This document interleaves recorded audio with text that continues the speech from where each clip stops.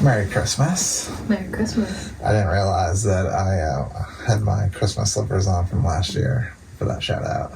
So I think that they were visible in the shout out. If not, then there they are. Papa Bear. Papa Bear. Papa Bear slippers. It's getting cold outside. Yeah. We have new tea today. And we have Christmas mugs. Christmas mugs. Yeah. So, tell me, do you have a love-hate with Christmas songs?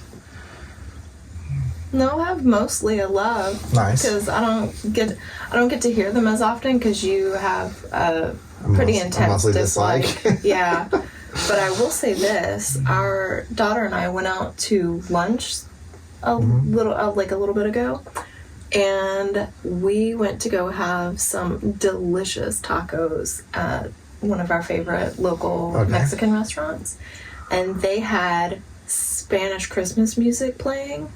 And I tell you right now, it hits differently. Oh, yeah? Yeah. Well, maybe because it's fresh and new. It feels different. It's just fantastic. It's like breathing new life into something. Yeah, I think that it's not that I dislike Christmas music. I think that there's a lot of good Christmas songs.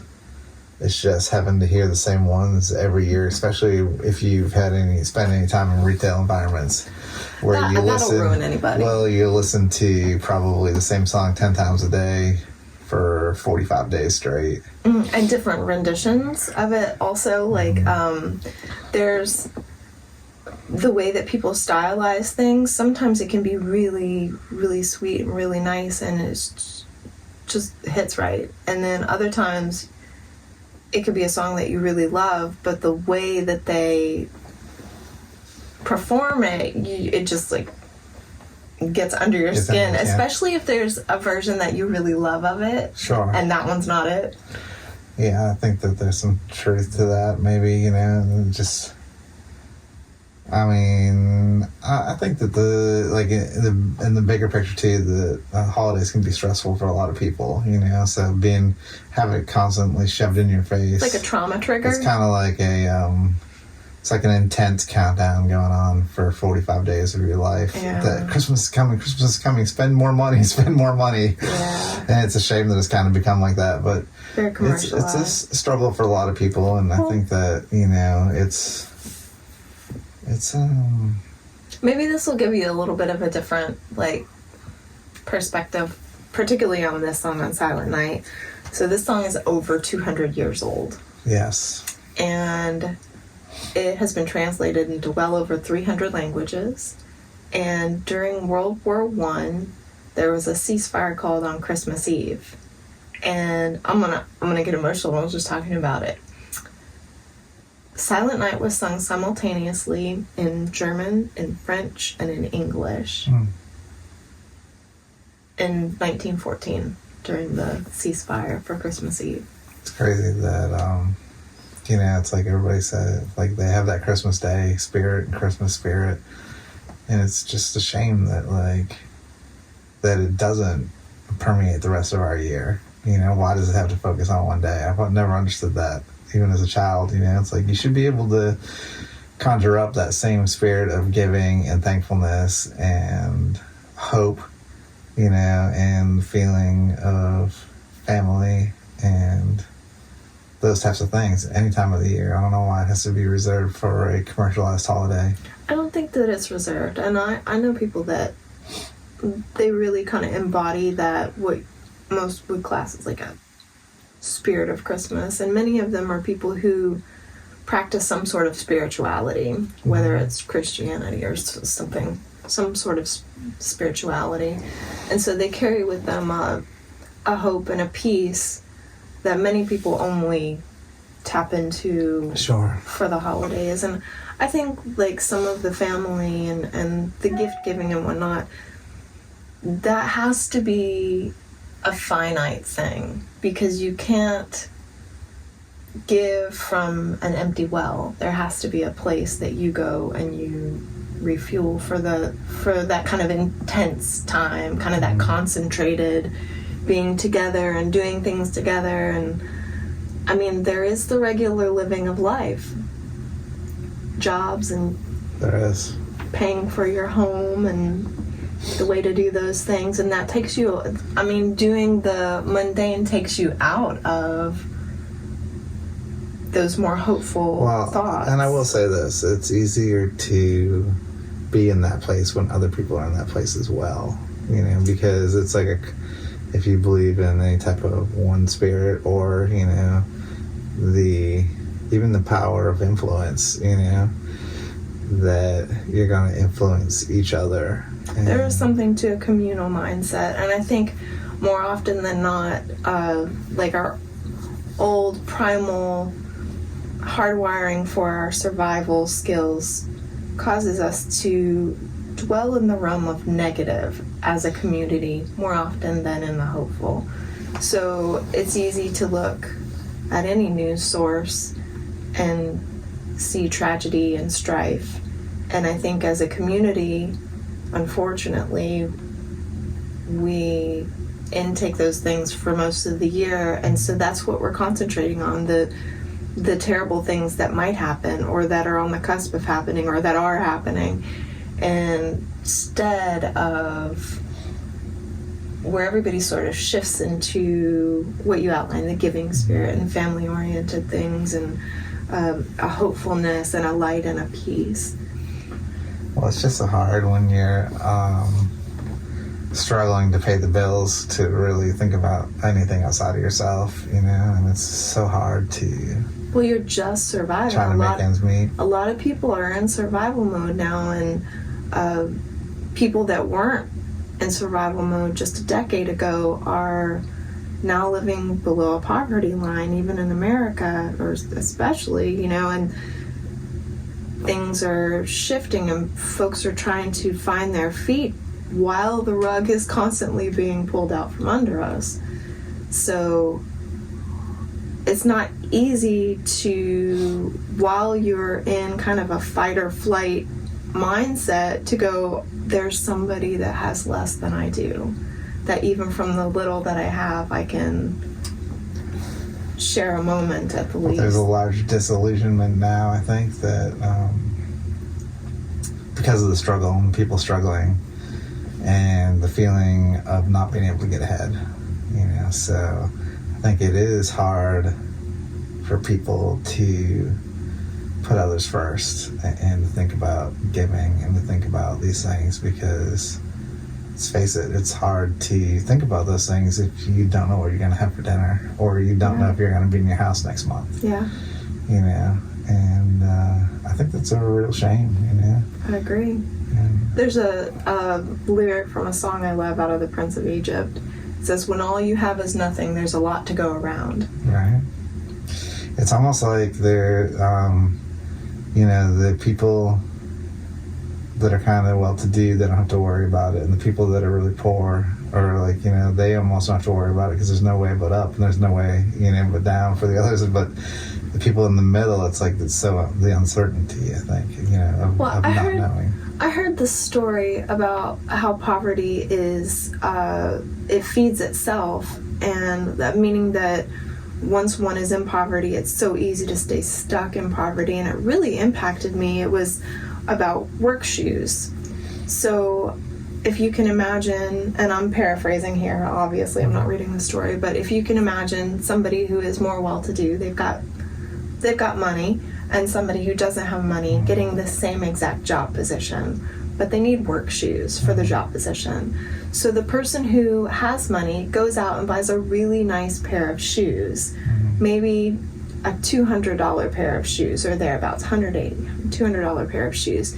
These are well made. They're not going to wear out quickly.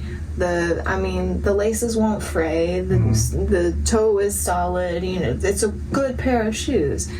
Whereas the person who doesn't have a lot of money, maybe they go to a thrift store and they buy an already used pair of shoes for $5. Nowadays, more like $10, even for a used pair of shoes. 20 or 30 or 40. Yeah, even for used. And even though they might look like they're in good condition, the arch has already been broken into somebody else's foot. The laces are frayed maybe a little bit of scuffing on it. And, you know, they're like, okay, it's cosmetic. Well, because there's already wear on this cheaper pair of shoes, even if it was once a better pair of shoes, they're going to wear out faster. Mm-hmm. So while the more wealthy person doing the same job, doing the same work, their shoes are barely broken in, the poorer person is looking at needing to get another $10, $20, $30 pair of shoes. And over the course of time, they will eventually have spent the same amount on shoes as the wealthy person did on their one pair of shoes, but it's spread out over time where they're actually taking money away from their food budget, or being able to put new tires on their car, or getting a new outfit for their child, into buying other pairs of work shoes. And so it becomes this cycle of not being able, like you said, to get ahead. There is no ahead. There's just maintaining, maybe, right, if not going backward. And then you multiply that over, multiple facets of having to survive, like tires on your car, as you said. Yeah. If you can buy the better kind, though it costs you more initially, it may last sometimes you're better off in the long run. It may last longer, it may not. It seems like as capitalism has evolved, the planned obsolescence, has become a thing, even more so, whereas a washing machine used to last 30 years, now it lasts 5 if you're lucky. Yeah. Or, a dishwasher used to last 20 years, now it lasts 3 or 4 if and you're to get lucky. the warranty to help extend the life of the thing costs a third of the cost of the actual thing. You're paying 4 or 5 times what you paid then, and it's like, I remember when we were first married, we had was it a washing machine or a dryer that broke down, and we're looking at $400 for a new washer. And I took it all apart and fixed it for a $4 rubber gasket seal or whatever it was. Not even a seal, but a part, $4 part. Yep. And the price ranges on washing machines at the time were anywhere from $400 for an inexpensive one, probably up to $8 or $9 for the new technology then, which was a front load washer. Yeah. And then now you can't even find one for $300 or $400. Well, that lasted the longest time. We were at that old house 12 years, maybe. I think about 15 years it lasted, and it was 10 years old when we got it. Yeah, it was 10 years old when we got it. It lasted another 15 years. And then when we moved to our new location, which is here, we decided that because we sold the old house, we sold it with the washing machine. They wanted it. And we bought a new washing machine, and it lasted 4 or 5 years. And we thought maybe, we got a lemon. Well, we sold that one, and it lasted maybe 4 or 5 years again. And recently I've had to buy another washing machine. So we're already 3 washing machines and they're unfixable now. We had one that by only the common lasted, person. We had one that only lasted a year and a half. Yeah. Like, it was just barely outside of warranty. So, like, I do understand the Grinch. Like, why buy all this stuff for it just to end up in the landfill? Well, you know what? We do need to wash our clothes. Yeah. We do. Yeah, and I mean, especially here, we live in, rural, so... We can't just go to a laundromat. Laundromat. Yeah. I mean, there's a laundromat in town. We could do it, but I mean, it's, it would be a trip. It'd be massively inconvenient for time and whatnot. Yeah. So, but yeah, and I think a lot of things have become that way, and as the system becomes more and more broken, people struggle harder and harder. And I think to wrap it back around though to music, it's one of those things that I think it's something we can all tap into. It is. No matter what facet of life you're experiencing. The common human experience, I guess. It's a common human bond, because no matter what people understand struggle, no matter what people understand music, even if they don't like it, it still stirs emotions, so there's common emotions that are common among the human experience, I guess. Yeah. Well, I mean, hopefully we can collectively be more mindful and turn our thoughts more often to the positive things. Yes, and I think that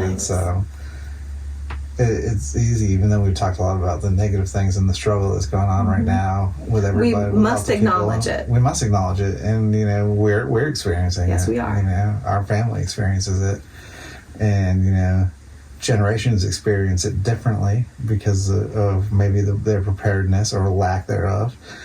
But, you know, there's also a lot of hope out there, you know, the hope in music, the hope in relationships, because at the end of it all, like, if you don't have a house and you don't have certain things, but you have those that you love, you know, and you're fortunate to be blessed in that way, then that's a beautiful blessing as well, right? But there's also, even in those that you love, it doesn't even have to be family. I mean, you know, I've had friends that are closer than family. It's chosen families and just people that come into your life, and even maybe people that you just see at the gas station every day, or you see at the grocery store, you know, and there's the kindness we can spread to them, because it's amazing if you look upon your life, and it's easy to dwell upon the people that have been negative to you, but we tend to forget the people that gave us a smile, and then we had a great day afterwards for no reason other than somebody decided to smile at us.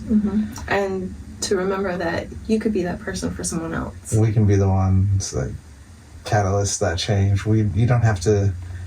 The pay it forward doesn't have to be just a financial thing. That's absolutely it not. Became a capitalistic thing, but the pay it forward idea at its root is more just be kind to somebody, and kindness doesn't cost a dime. So agreed. You know, and I think that was a big part of actually why we started the shout out back in the day. We just wanted to do something for people that we couldn't be in community with, see in person. Yeah, you know.